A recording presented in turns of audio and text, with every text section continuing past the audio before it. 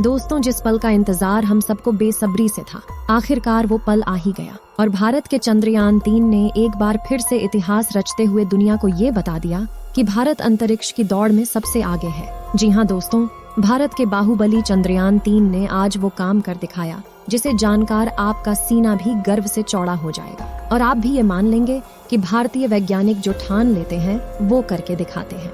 दोस्तों, 17 अगस्त की दोपहर को चंद्रयान 3 ने अंतरिक्ष की रेस में एक और बाजी मारते हुए चांद को भी अपनी मुट्ठी में कर लिया है और इसरो के वैज्ञानिकों को कुछ ऐसा मैसेज भेजा जिसे सुनकर वैज्ञानिकों की आंखों से खुशी के आंसू टपक पड़े। आइए दोस्तों, आज के इस वीडियो में हम आपको बताते हैं कि आखिर चंद्रयान 3 ने ऐसा क्या कारनामा कर दिया जिसकी वाह वाह करते पूरी दुनिया भर के वैज्ञानिक नहीं थक रहे। तो दोस्तों, इस वीडियो को अंत तक जरूर देखना, लेकिन उससे पहले अपने देश के वैज्ञानिकों की इस मेहनत के लिए कमेंट में जय हिंद जय इसरो जरूर लिखना और हमारे चैनल को सब्सक्राइब करना मत भूलना। दोस्तों, 17 अगस्त को दोपहर 1 बजे के आसपास इसरो के बेंगलुरु हेडक्वार्टर में एकदम से चहल पहल बढ़ने लगती है और सभी वैज्ञानिक अपनी अपनी कुर्सी थामकर एक बड़े धमाके के लिए तैयार हो जाते हैं। दोस्तों, इस वक्त सभी वैज्ञानिकों के दिलों की धड़कनें भी बियाच जाती है क्योंकि वो जिस काम को अंजाम देने वाले थे उस काम में बड़े बड़े वैज्ञानिक भी कई बार फेल हो चुके हैं, लेकिन 1:15 पर इसरो के वैज्ञानिक आखिरकार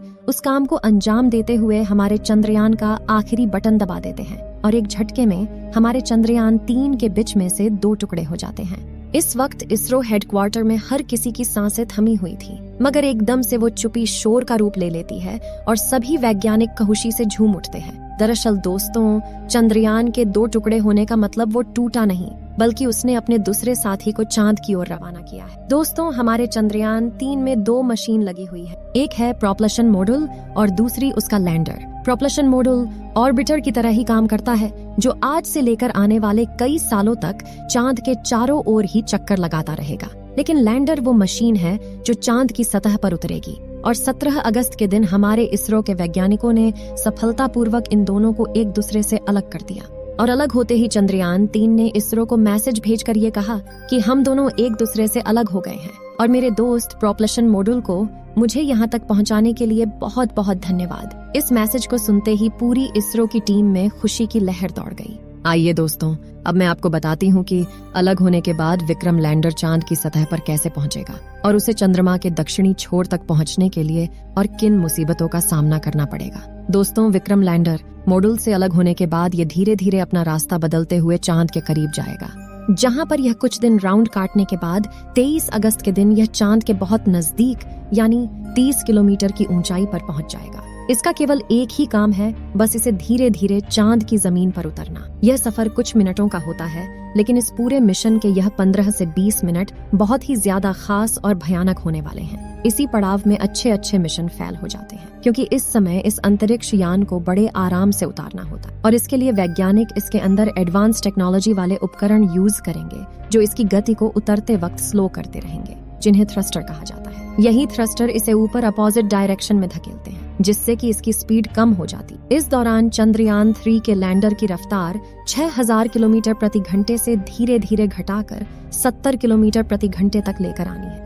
जिस वक्त ये अंतरिक्ष यान उस भयानक जगह पर उतरेगा, इस वक्त ये अपना खुद का दिमाग इस्तेमाल करने वाला है, यानी खुद की आर्टिफिशियल इंटेलिजेंस का इस्तेमाल करके ये डिसाइड करेगा कि उसे उस मुश्किल वक्त में कैसे फैसले लेने हैं। इसरो की इसी एडवांस तकनीक की पूरी दुनिया दीवानी है। इसके अंदर लगे होने की वजह से वैज्ञानिकों को इतनी ज्यादा टेंशन नहीं है। यह अपने रोबोटिक माइंड से मुश्किल परिस्थिति में भी बिल्कुल भी विचलित नहीं होने वाला। इसरो के वैज्ञानिकों ने ये तकनीक इसलिए लगाई क्योंकि वहाँ पर कुछ चंद सेकंडों का खेल होता है। अगर उसे पृथ्वी पर बैठे वैज्ञानिक कमांड देंगे तो कमांड को पहुँचने में टाइम लग जाता। इतने टाइम में तो चंद्रयान के साथ कुछ भी हो सकता है, इसलिए जब यह चंद्रमा पर लैंडिंग करेगा तो खुद के बलबूते पर ही लैंडिंग करेगा और 23 अगस्त की शाम यह चांद की उस अंधेरी दुनिया में उतरकर इतिहास रचने वाला है, क्योंकि चांद के उस अंधेरे हिस्से में आज तक दुनिया का कोई भी देश नहीं पहुंच पाया। चांद पर सही सलामत उतरने के बाद इसका रोवर यान से बाहर निकलकर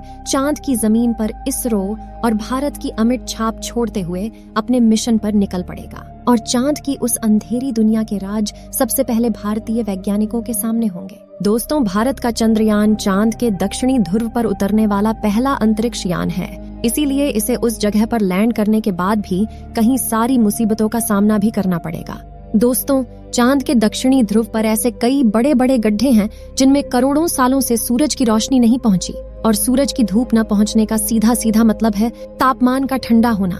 इसलिए कई बार दक्षिणी ध्रुव का तापमान -230 डिग्री सेल्सियस तक पहुंच जाता है। ऐसे में किसी भी इंसान का स्पेसक्राफ्ट से बाहर निकलना तो अलग बात है, खुद स्पेसक्राफ्ट के लिए भी ऐसे तापमान में काम करना मुश्किल है। इतने कम तापमान में कई बार स्पेसक्राफ्ट पर लगे उपकरण काम करना बंद कर देते हैं। इन गड्ढों में सूरज की रोशनी न पड़ने की वजह से चांद के दक्षिणी ध्रुव में कई हिस्सों में काफी ज्यादा अंधेरा है, जिस वजह से चांद की ऑन ऑर्बिट में घूम रहे नासा, रूस और चीन के ऑर्बिटर भी वहां के काफी हिस्सों को ठीक से नहीं देख पाए। यानी कि उन हिस्सों में क्या छिपा है ये किसी को नहीं पता। ऐसे में वहां पर यान उतारना सबसे बड़ी चुनौती है। इसके अलावा चांद के दक्षिणी ध्रुव की जमीन उत्तरी ध्रुव से ज्यादा ऊबड़ खाबड़ है। वहीं यहाँ पर कुछ मीटर से लेकर 2500 किलोमीटर तक के बड़े बड़े गड्ढे मौजूद हैं। धरती से चांद के दक्षिणी छोर की दूरी काफी ज्यादा होने की वजह से यान से डीप स्पेस कम्युनिकेशन बनाए रखना काफी मुश्किल होता है, क्योंकि इतनी दूरी पर रेडियो सिग्नल कमजोर हो जाते हैं और एंटीना से बहुत ज्यादा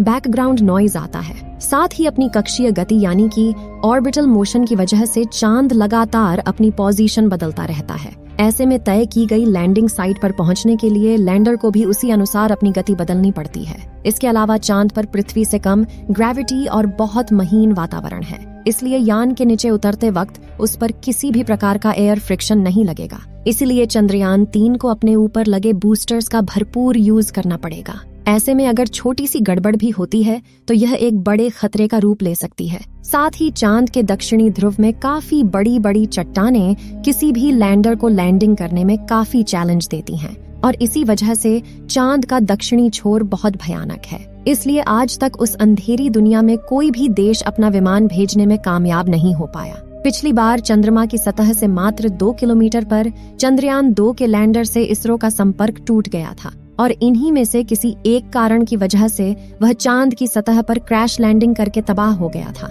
लेकिन क्या कुछ ऐसा कारण भी हो सकता है जो हमें दिखाई ना दे रहा हो? क्या चांद पर कोई है जो नहीं चाहता कि इंसान इस अंधेरी दुनिया में अपने यान भेजे? ये सभी बातें अभी तक एक रहस्य है, और इन सभी रहस्यों से पर्दा केवल हमारा चंद्रयान 3 ही उठा सकता है। इस बार पिछली बार आई मुसीबत से सीख लेकर इसरो ने चंद्रयान 3 के लैंडर विक्रम को पहले से ज्यादा एडवांस और पावरफुल बनाया है। जैसे कि चंद्रयान 2 के विक्रम लैंडर में कई थ्रस्टर्स थे, लेकिन चारों तरफ सही संतुलन बनाए रखने के लिए चंद्रयान 3 के लैंडर में बड़े और एडवांस थ्रस्टर्स लगाए गए हैं। इसके अलावा इस बार के विक्रम लैंडर में लेग्स को बड़ा और मजबूत कर दिया गया है। साथ ही इसकी फ्यूल स्टोरेज कैपेसिटी को भी बढ़ाया गया है। वहीं उसमें लगे कम्युनिकेशन डिवाइस भी एडवांस तकनीक का इस्तेमाल कर रहे हैं, और उन्हें चंद्रयान 3 का खुद का AI कंप्यूटर मैनेज कर रहा है, जिससे इस बार लैंडर इसरो से संपर्क न तोड़े। इन सभी बदलावों से चंद्रयान 3 के लैंडर को चांद की सतह पर सॉफ्ट लैंडिंग करने से कोई नहीं रोक सकता। कई हजारों टेस्ट करने के बाद ही हमारे इसरो के वैज्ञानिकों ने चंद्रयान 3 को चांद पर भेजा है। ऐसे में हमें पूरा यकीन है कि 23 अगस्त के दिन विक्रम लैंडर चांद की सतह पर लैंड करके चांद को फतेह कर लेगा, और भारत दुनिया का पहला देश होगा जो उस अंधेरी दुनिया के रहस्यों से पर्दा उठाएगा। चंद्रयान 3 के सफल होने की दुआएं आप कमेंट बॉक्स में जरूर करें, और इस वीडियो को परिवार दोस्तों के साथ के जरूर शेयर करें, और चंद्रयान 3 की ताज़ा जानकारी के लिए हमारे चैनल को सब्सक्राइब जरूर करें, और बेल आइकन को ऑल पर सिलेक्ट करना बिल्कुल न भूलें। जय हिंद, जय इसरो।